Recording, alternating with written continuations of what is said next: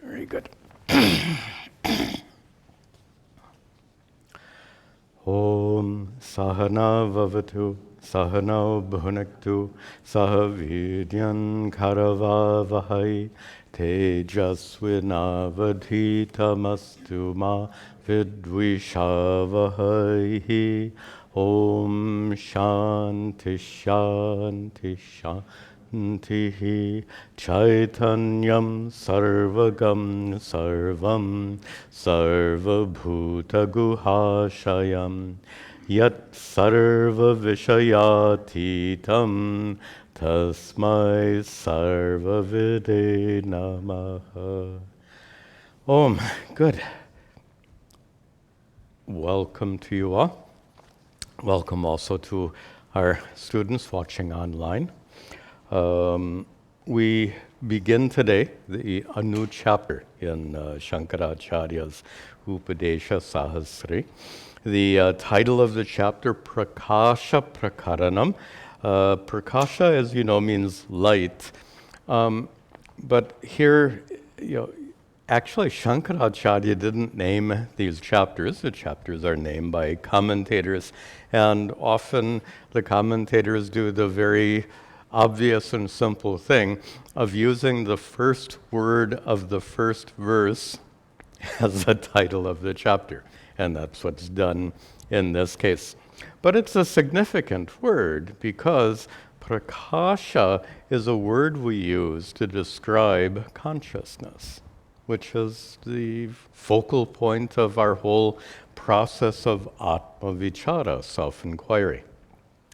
To understand your true nature as sat-chit-ananda atma, as the consciousness that's present in your experience right now, the consciousness that you may think is ordinary, but the rishis discovered to be extraordinary. That consciousness is often represented as being like light. Your consciousness, you are the source of that consciousness, not just source. You are that very consciousness that illumines the activities of your mind and makes your thoughts known, makes your emotions known, makes your sensations, whatever you see, hear, taste, smell, and touch. It reveals the presence to you of all your mind's activities. Now, before we jump into the class today, let's be very careful to understand that to compare consciousness to light is a metaphor. As you know, we use a lot of metaphors in Advaita Vedanta, and they're extraordinarily helpful, but it would be a huge mistake to confuse the metaphor as being real. It's not like consciousness is not a light bulb shining in your head, which is a pretty silly observation. I'll wait for everyone to get settled down.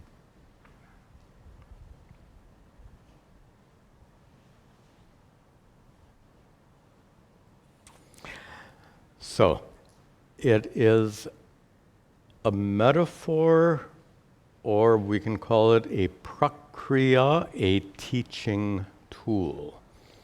Now, there is no such thing as a perfect tool. There is no such thing as a perfect metaphor.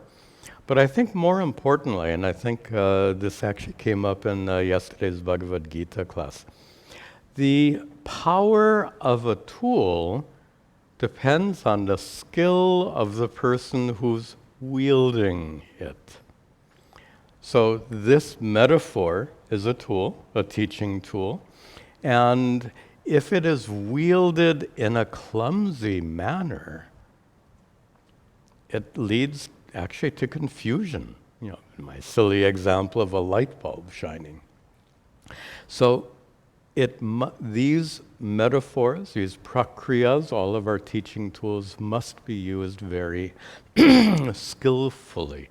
And fortunately, there's no one more skillful in wielding these metaphors than Adi Shankaracharya. So for me, that's the delight of going through this chapter, going through this text with you. So Chapter 12, even though the title is Prakasha Prakaranam, simply means chapter, section. The topic seems to be more focused on false identification. When you identify yourself with your body, mind, and senses, etc., this false identification is really crucial to the problem that we seek to solve in Vedanta. Instead of explaining it, I'll just stop my introduction and we'll let Shankara explain all this properly. All right.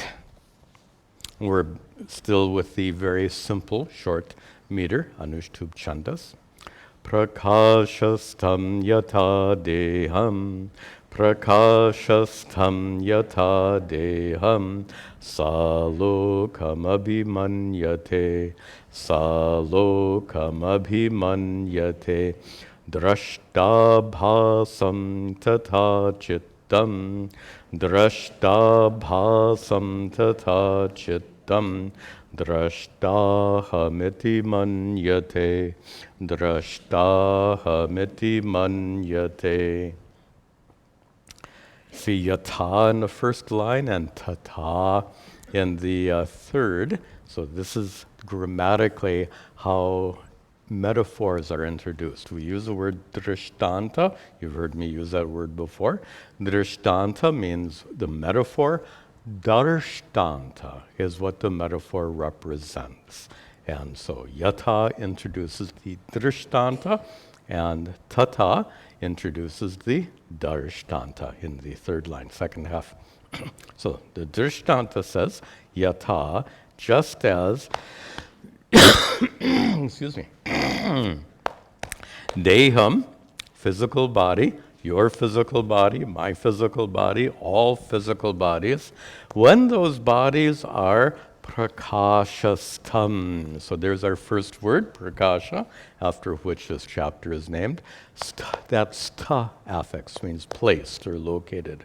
So when this physical body is placed in light, in the presence of light, here it's the light of these light bulbs, outside it's the light of the sun. So when this physical body is illumined with light, then, I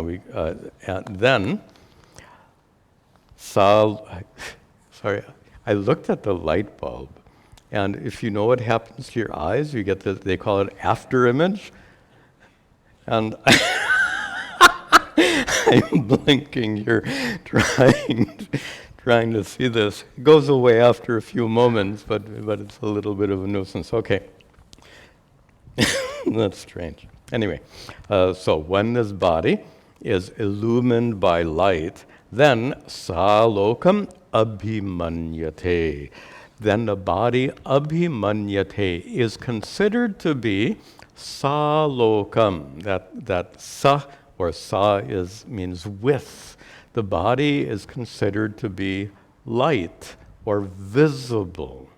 Now, here we just need to remember the basics of physics, and that is, you see me because of this light being and I won't look at it again, this light being reflected by my body. Now, consider the fact that if there were no light at all, my body would be invisible because my body is not a source of light. I don't shine in the dark. So a body which doesn't shine in the dark is not a source of light, yet you see me. Why? Reflected light. So when you say, my body is visible, the visibility of my body is not a characteristic of my body. You see the subtle logic here. The visibility of my body is not a property of my body, it's a property of light. And that's the metaphor Shankara seizes on in the second half. He says, tata, in the same way, chittam, mind. So the mind is the darshtanta, Body is the drishtanta. In the same way, the mind, which is, you have to break these words apart properly. Drashtra abhasam. These two words get combined. Drashtra means seer. Abhasam, illumination, shining. So the chittam, mind, which is drashtra abhasam. The mind has abhasa, light, the light that is reflected from the drashtra, the seer. Okay, the language is complicated, the meaning is very clear. That is, just as this light is reflected off my body, and you see me, in the same way, the so-called light of consciousness is reflected by your mind, and therefore your mind becomes known to you. My body becomes known to you when it reflects light. Your mind becomes known to you when it reflects consciousness. But Shankara's point here, that's a very common drishtanta. Shankara's point here is more subtle. He says that just like you attribute visibility to my body, visibility belongs to the light. So just as you attribute visibility to my body, you attribute, let me use the word sentiency, to your mind. Your mind is illumined by consciousness, and you attribute that consciousness to your mind. Like you attribute visibility to my body, you attribute consciousness to your mind, and that's a mistake of understanding. Like, once again, the visibility of my light, of my body, is not a property. Notice, this is very specific language. The visibility of my body is not a property of my body. The sentiency, the conscious nature, let me use that word, the conscious nature of your mind is not a property of your mind. The visibility of my body belongs to this light. The conscious nature of your mind belongs not to the mind, it belongs to consciousness. The consciousness which is your true nature, the consciousness which, so to speak, illumines your mind. And Shankara finishes by saying, therefore the chittam, your mind, manyate, is considered what? Drashta aham. The word iti puts it in quotation marks. I am the seer. I am the seer. That expression, I am the seer, is in your mind, right? Seer means knower. I am a conscious person. Good. I am a conscious person. That's a thought in your mind, right? Is that thought known to you or not? Where is the consciousness? The consciousness is what's illumining that thought, I am a conscious being, in your mind. We attribute consciousness improperly to the mind. Just a little bit more of this is Vedanta 101, and some things that we tend to overlook. Your body we call jada, inert. Why is the body inert? It's made of stuff. It's made of elements. In ancient times, they said it's made of five physical elements. Some of you know that in Vedanta, there's a description of both physical elements and subtle elements. Sthula bhutas and sukshma bhutas, subtle elements. And what is taught in Vedanta is everything that is non-physical. Everything physical is made of physical elements. Everything non-physical is made of non-physical elements, sukshma bhutas. What is non-physical? Your mind.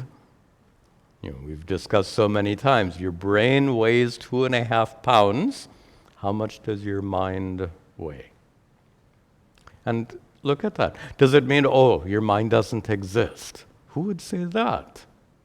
Your mind indeed exists, but as a non-physical entity. Pretty obvious, okay? So your mind exists as a non-physical entity, as a product of subtle elements, sukshma bhutas. Your body is inert because it's made of physical stuff. Your mind is inert because it's made of subtle stuff. Anything made of stuff is inert. Your body is a thing. Your mind is a thing, a subtle thing.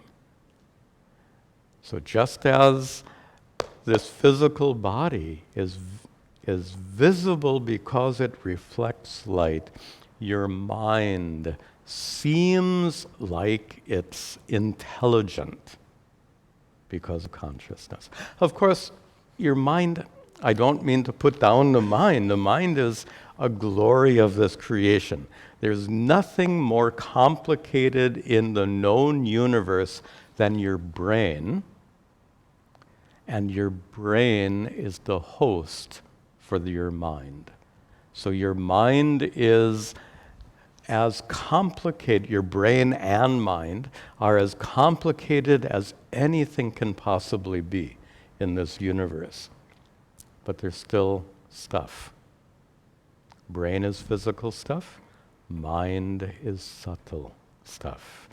Mind is illumined by consciousness. And so here's the first example of false, I said false identification before. Here it is false identification. When the thought in your mind says, I am a conscious being, that's a thought. And a thought is not a conscious being. A thought is a thought. That thought, though, is illumined by consciousness. And the problem here is identification. Instead of using the word identification, helpful here to use the word attribution. In Sanskrit, adhyasa, superimposition. Adhyasa, superimposition, or attribution. You wrongly attribute visibility to my body. My body is invisible. It doesn't shine in the dark. But you wrongly attribute visibility to my light. In the same way, you wrongly attribute sentiency, consciousness, to your mind. Your mind is not in and of itself a conscious entity. It is illumined. Okay, next. Yadeva drishyate loke, yadeva drishyate loke, tena bhinnatvamatmanaha, tena bhinnatvamatmanaha, prapadyate tato mudhas, prapadyate tato mudhas, tenatmanam na vindati, tenatma tvam na vindati atmanam. Yadeva drishyate loke. Shankara's language is very simple here. Some of the chapters we've seen have been quite intimidating in their language and nature. This chapter, I think you'll find, is quite straightforward. Yadeva drishyate. Whatever is seen, loke, in the world, whatever is seen in the world, tena, with that, with whatever you see in the world, abhinnatvam atmanaha prapadyate. And the sentence ends actually after prapadyate. Tena, with whatever you see in the world, atmanaha abhinnatvam, the state of being non-separate from atma, prapadyate, is gained. Now this is Shankara's scholarly language. All we need to do is translate. Have you ever read a scholarly paper? Every now and then, Vasanti, as you know, is a scientist. She works at Rutgers, and she has these scholarly papers. I pick every now and then, just for fun, I pick one up, and I read a sentence. I have no idea. I'm a fairly intelligent person. I have no idea what that paper is talking about, because it uses all this complicated nomenclature. That's what we're dealing with here. It's just a technical mode of speaking.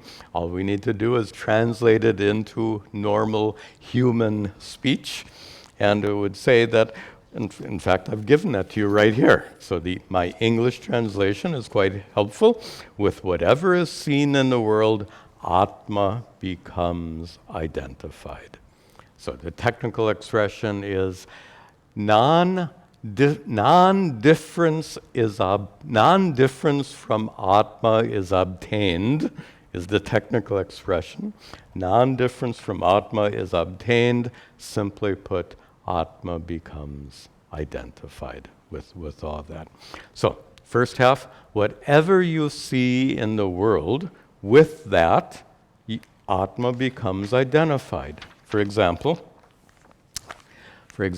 you see your body. This body happens to be male. This body is getting quite old. So then I say, I am an old man. Identification, right? That's all it is. If the prana in this body is a little bit weak on a particular day, then I say, I am weak. I am sick. You observe the prana. You observe the illness of the body. And then you superimpose that illness on atma, something which is seen. Better yet, the condition of your mind. Example you've heard from me so many times, when sadness is present in your mind, you say, I am sad. That's such a huge blunder, and a blunder that causes so much suffering. That sadness is observed by you. The sadness belongs to your mind. Why would you identify yourself with sadness that belongs to the mind which is observed by you? Sadness is an attribute of the mind. It's like saying this. I see this paper. Look, this is how silly it is. I see this paper. This paper is white. Therefore, I am white. Does that make any sense? I observe my mind. My mind is sad. Therefore, I am sad. It's the same mistake. It's absurd when you think about it, yet most people don't question it. That's what we do here. We question all of these conventional conclusions, which are not only wrong, but they cause suffering. So, with whatever you observe, you become identified with the body, mind, senses. So who says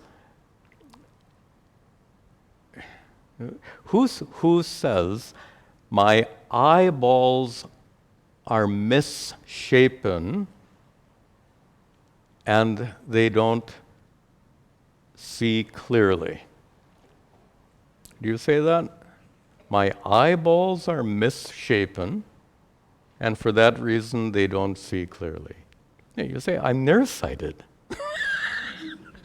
Being nearsighted, by the way, you probably know this, is because the shape of the eyeballs has been distorted. That's why we get nearsighted or farsighted. Who will say, my eyeballs are misshapen? You don't say that. I am nearsighted. This is identification with whatever you see. Now, oddly, Shankara says with whatever you see. Other things, not everything, but other things outside of you. Is it possible? You can get it that you become identified with your body, mind, senses, but can you get identified with things outside? Like your family? Are you somewhat identified with family members? Of course you are. What happens to my body happens to me. Identification? What happens to your family affects you. What happens to my body affects me. What happens in your family affects you. If your car is damaged, it affects you. If your house is damaged, it affects you. Think of many poor people who lost their homes in the tornadoes last night. So we identified not only with our body, mind, and senses, even with things outside of us. So my car is dented. Again, it's the same. I see this paper, it's white, therefore I am white. I see my car, it is dented, and that affects me. The dent that belongs to the car affects the car. It doesn't affect you. Anyway, you get the point. Tataha. Therefore, Shankara concludes in the third line, therefore, mudhaha, common word for an ignorant person, tena, because of that, atmanam na vindati. He doesn't, atmanam, his true self, na vindati, he doesn't discover, he doesn't know. And here's the point. That conventional wisdom of identifying not only with your body, mind, and senses, but identifying with your family and your car and all of that, that identification is a huge obstacle to making progress on the spiritual path. Simply put, as long as you are convinced that this is me, how will this Vedanta work? So, and here's the problem. This feels like me.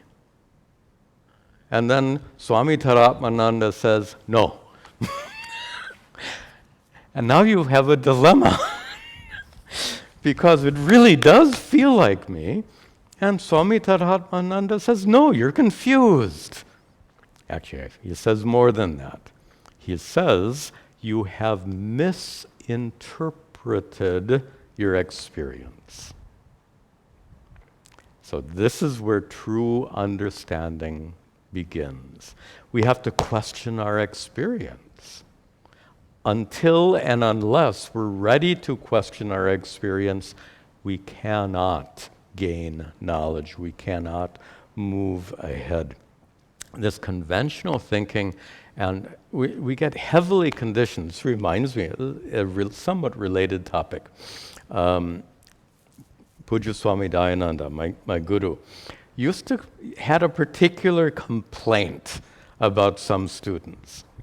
And his complaint was when a student came to him having studied from many other teachers, having read many other books on Vedanta, Swamiji complained, can you turn the fan off now? It was quite warm before, but now it's unnecessary. Thank you.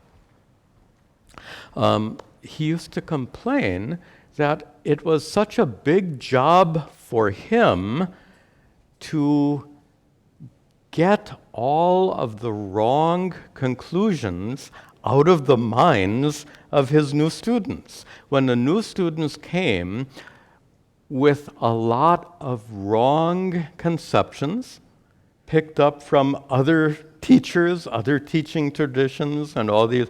He used to complain about, you read all these paperback books. He would complain about us.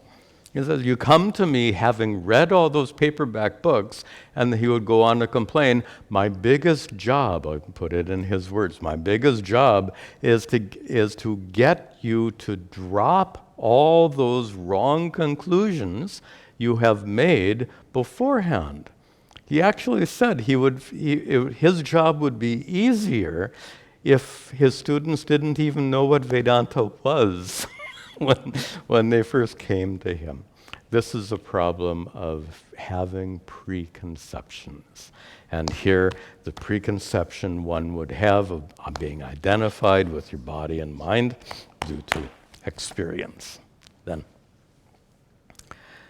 Dashamasya navatmatva, Dashamasya navatmatva, pratipattivaratmanaha, pratipattivaratmanaha, drishyeshu tadvadevayam, drishyeshu tadvadevayam, mudho loko nachanyata, mudho loko nachanyata.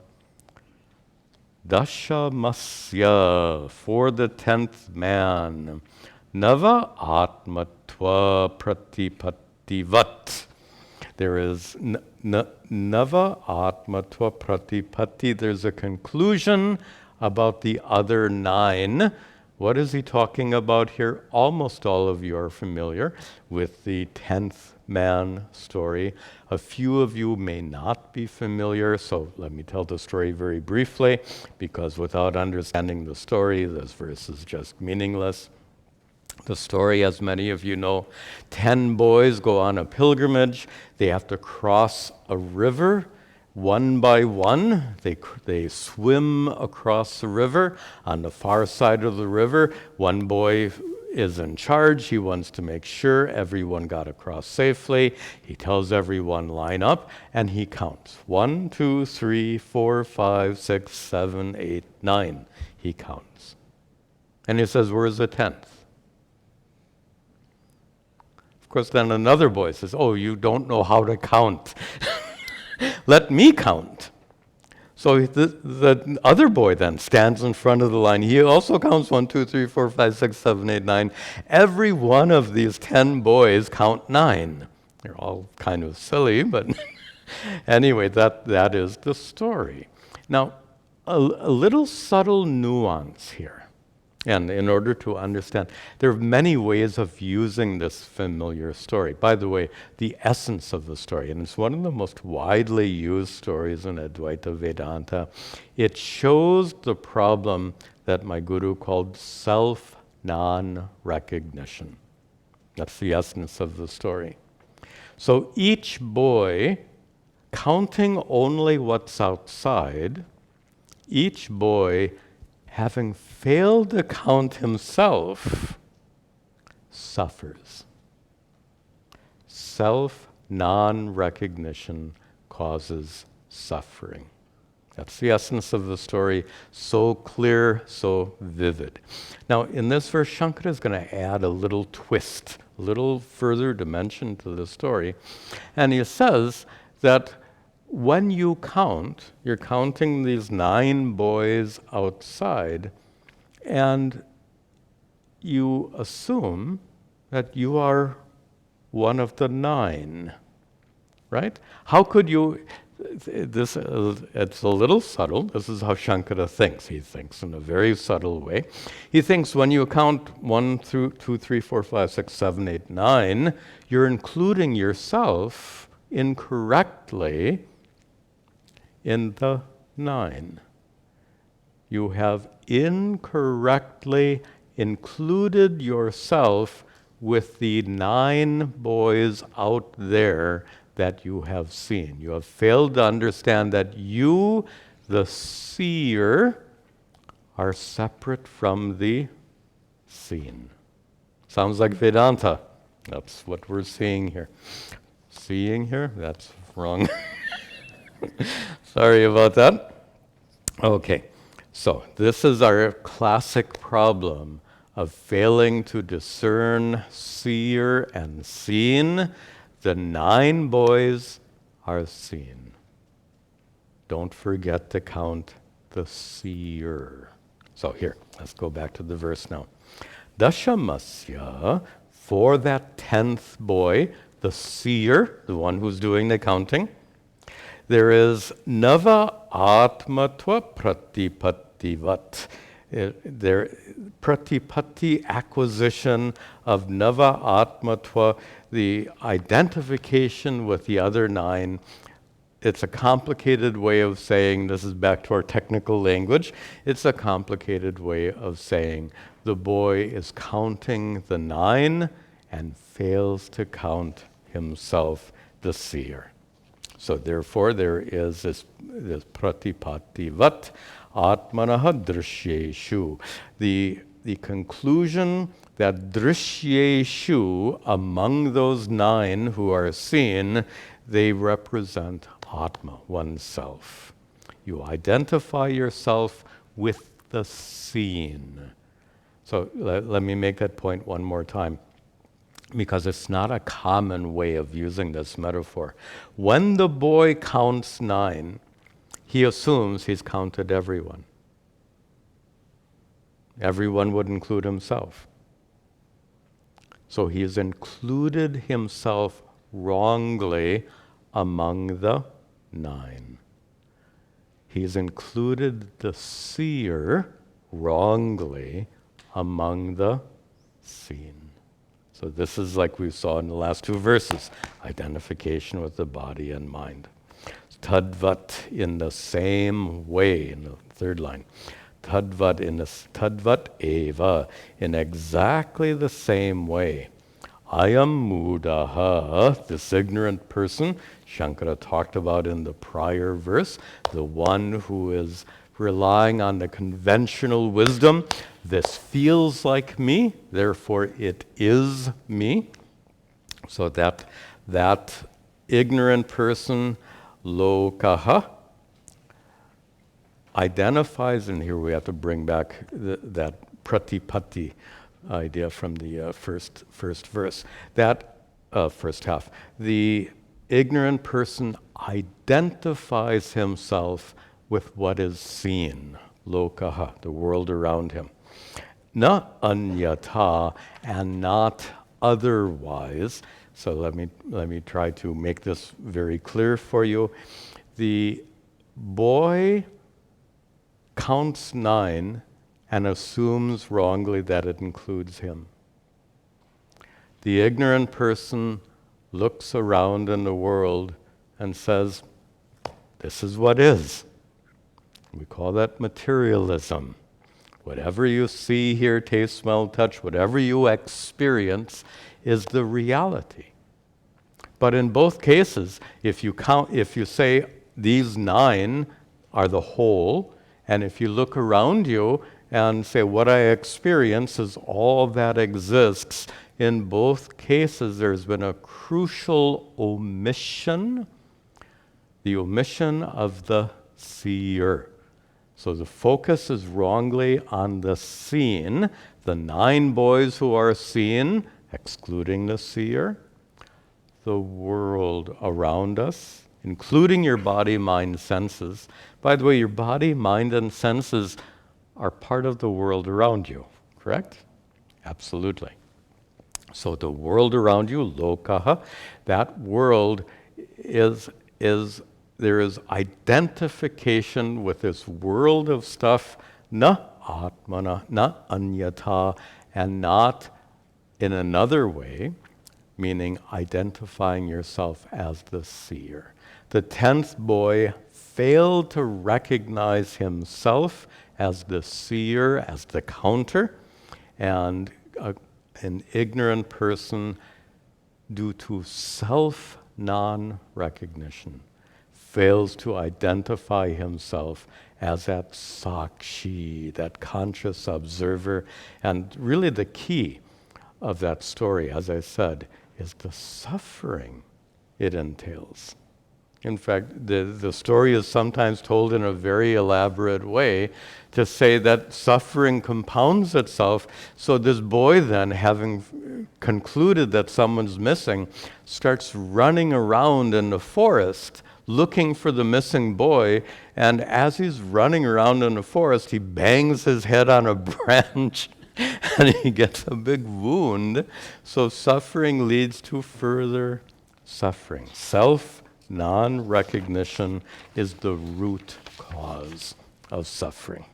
Next. Stopped working again. That's why. I don't know why. Okay. Tvam kuru tvam tadeveti. Tvam kuru tvam tadeveti. Pratyaya ekakalikau, pratyaya ekakalikau, ekanidhau katam syatam, ekanidhau katam syamtam, virudhau nyayato vada, virudhau nyayato vada. Shankara's back to one of his prior topics of contrasting karma kanda and jnana kanda. We've had this discussion fairly elaborately in some earlier chapters, and let me just introduce it, and then the verse will flow very nicely. Karma kanda is that portion of the Vedas that mandates you to perform various rituals. Jnana kanda is another part of the Vedas called Upanishads that tells you don't do rituals, seek spiritual wisdom, seek jnana. And we've discussed at some length in prior classes how these two parts of the Vedas are intended for different groups of people, mutually exclusive groups of people. Those people who seek dharma, artha, and kama, they should follow the karma kanda of the Veda, perform those rituals. By performing those rituals, their desires will be fulfilled. Those who do not seek dharma, artha, and kama, those who seek moksha, should follow the jnana kanda of the Veda. So different subject matters for different audiences, so to speak. And we've called this principle adhikara bheda. That's an important technical term. And I stress it here quite a bit because it is an under-recognized principle. Most times when Vedanta is being taught or studied, this principle goes unrecognized. It causes lots of confusion. According to your orientation, there are different teachings. So that's what we say, adhikari bheda. And that's what Shankara is referring to here. So what does the karma kanda of the Veda tell you? Tvam kuru. Do this. Do this ritual, do that ritual, do the other ritual. What does the jnana kanda of the Veda tell you? Tvam tadeva. You are that. Tat tvam asi. Tvam, you. Tadeva. You are indeed that. That's what's taught in the jnana kanda. So one says, you should do this, you should do that. The other says, you are. You are Brahman. Brahman can't do anything, right? Brahman is not a doer of action. Notice these two statements are mutually opposed because the karma kanda treats you as a doer, karta. The jnana kanda treats you as a non-doer, akarta. Which is true? Which are you? Are you a doer or are you a non-doer? Starting off in a state of ignorance, everyone is a doer. But we come out of that ignorance and discover your true nature as a non-doer. Let's see what Shankara says here. So we have these two perspectives. One is you are an agent of action. Second is you are not an agent of action. And he talks about in the next line, we have to break apart the words pratyayau ekakalikau. Pratyayau, and these are words in the dual number. The pratyayau, these two concepts, these two ideas. What are the two ideas? First idea, you are an agent of action. Second idea, you are not an agent of action. Pratyayau, these two ideas, ekakalikau, for a person to have these two ideas, ekakalikau, at the same time, to have a person have the conclusions at the same time, ekanidau, with regard to the same locus, the person. So which means to conclude that I am a doer, and to conclude that I am not a doer, to carry both of these conclusions at the same time, Shankara says, katam, how, syatam, how could these two things, which are viruddhau, which are mutually contradictory, how could they be nyayataha? How could they be reasonable? Vada, tell me. Bolo, you would say. So how is it possible to hold these two opposite points of view in your mind at the same time? One is to consider, I am mandated by the scriptures to perform rituals. The other is, I am mandated by the scriptures to gain knowledge. Actually, mandated is not the correct word in that context. I am mandated by the scriptures to perform rituals. I am invited by the scriptures to gain moksha. These are mutually exclusive perspectives. And Shankara is making this point because, remember when we had this discussion at great length, I think maybe back in the third chapter, I might be wrong about that, someplace earlier in our study, where Shankara was making this point very strongly because, remember, at his time and place, there was such a tremendous emphasis on ritualism. So he really worked very hard at breaking people out of the mold of this ritualism. If Shankara lived today, his focus would be very different. And he would, instead of saying, give up this ritualism, he would say, give up this materialism. Give up this constant striving for more. So he would have a very different perspective if he lived today. All right. Oh, the commentator makes something. So both of these, you are either a karta or you are a karta. You can't be both. The commentator says, something cannot simultaneously be cold and hot. And that's a very obvious metaphor. Something is either cold or hot, not both. In the same way, you are either a doer of actions, subject to Vedic mandates, or you're not. You can't be both. That's what Shankara says here. Then,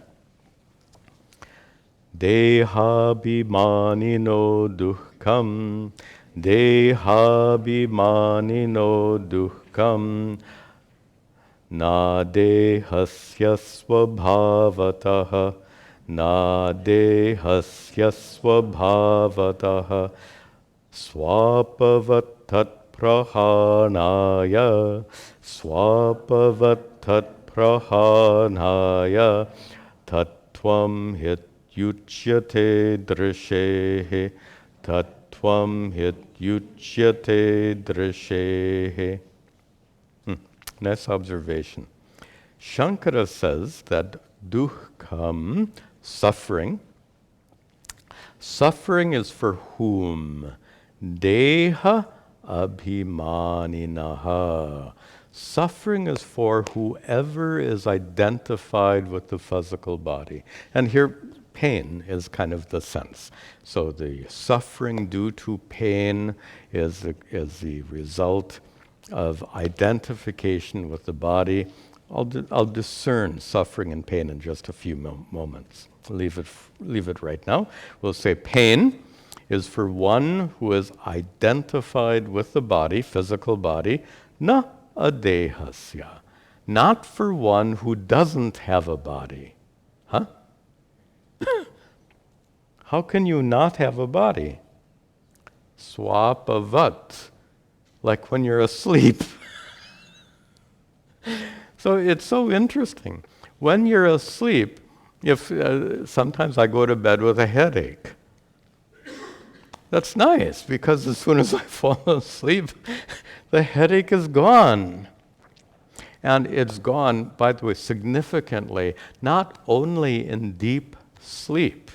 The commentator points to deep sleep, but even when you're dreaming, right? If I'm dreaming, I don't have a headache in my dreams. So also it's significant, this sense of identification with the body. It's many times you read a story of someone who is paraplegic or someone who is blind, who in their dreams they can walk and see. Go figure. So, clearly, in their dreams, they are freed from the identification with the defects of their body. Whatever problems of the body exist, you become utterly free from those problems, not only in deep sleep, but even when you're dreaming. So the point here is not that the physical body is a source of pain, but rather identification with the physical body is the source of suffering. And that now we have to make that distinction between pain and suffering. One more word I don't want to forget. Shankara says that adehasya, when you are without a body, swabhavataha, it is natural that you don't experience pain. The absence of the experience of pain is natural in the absence of the body. Now, you would think, well, sorry to use American English, well, duh. Sorry, that sounds a little silly, but it makes a very strong point, and that is that statement sounds obvious, but there's something very subtle there. How about this? If pain and suffering were somehow innate in your true self, suppose you have the wrong concept that your true nature as consciousness can actually be affected by all of this stuff. And due to the problems of your body and your mind, your consciousness becomes deeply affected. Many people conclude that it's not just body and mind, but it rubs off, so to speak, it affects consciousness. Consciousness becomes afflicted due to the problems of the body and mind. Now consider this. If consciousness were truly afflicted, that consciousness is present in a dream, right? Wouldn't you feel afflicted in your dreams? Do you see the point? If the problems of your body and mind truly affected and afflicted your true nature as sat-chit-ananda atma, that affliction would be present even in deep sleep and while you're dreaming. the fact that the afflictions caused by your body and mind go away in deep sleep and dream shows that those afflictions do not belong to your true self. Your swabhava, that's the word Shankara is using here. Your swabhava is utterly unaffected by the problems of your body and mind. Now that's an important point. That, as I said, it sounds so obvious on the surface that you're not afflicted by your body and mind in sleep, but now you see the underlying principle here. It demonstrates the fact that your true nature is utterly unaffected by the problems of your body and mind. Now, we need to discern the difference between pain and suffering. Shankara uses the word here, dukkha. It's a conventional word. It can mean pain, it can mean suffering, both.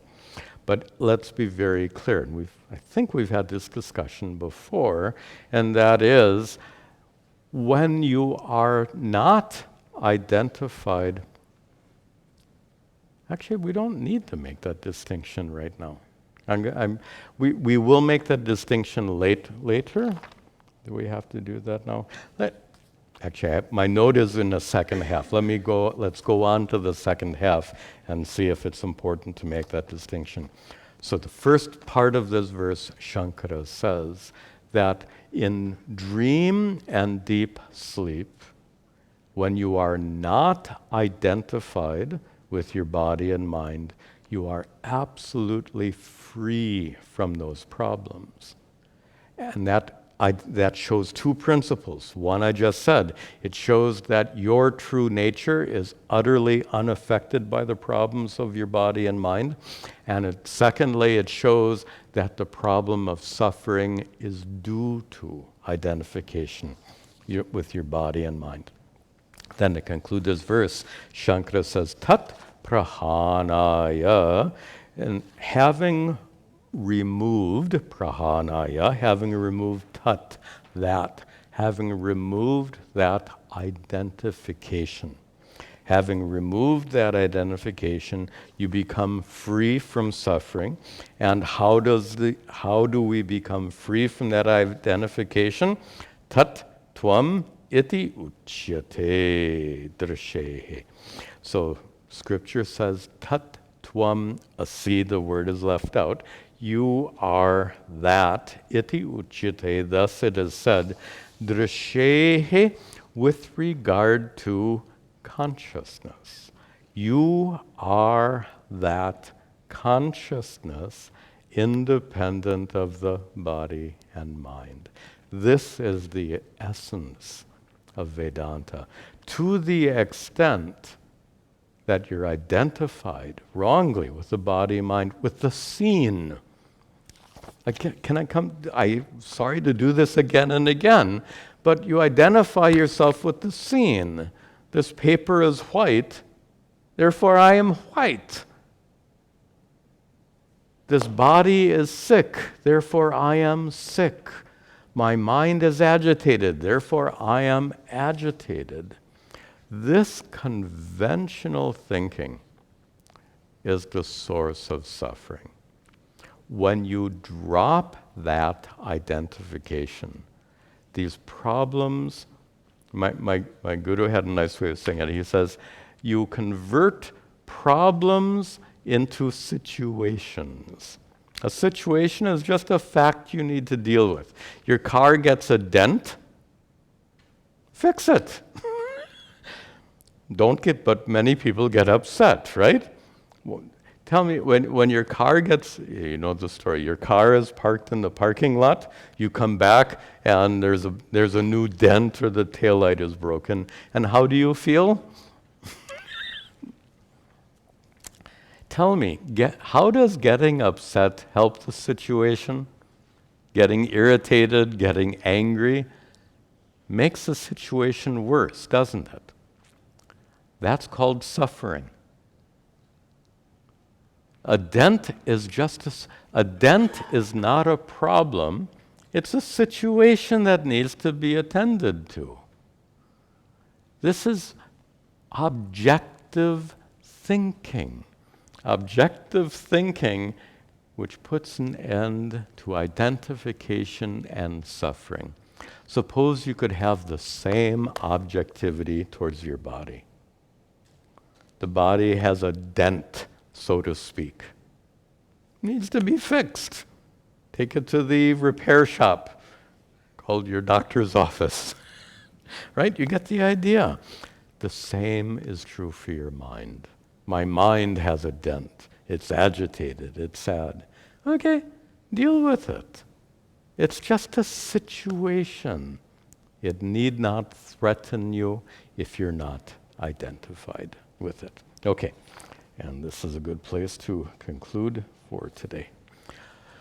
Om sarve bhavantu sukhinaha sarve santu niramayaha sarve bhadrani pashyantu ma kaschid dukkha bhag bhavet asato ma sadgamaya tamaso ma jyotirgamaya mrityor ma hamratangamaya. Om shanti shanti shanti. Om tat sat. Very nice.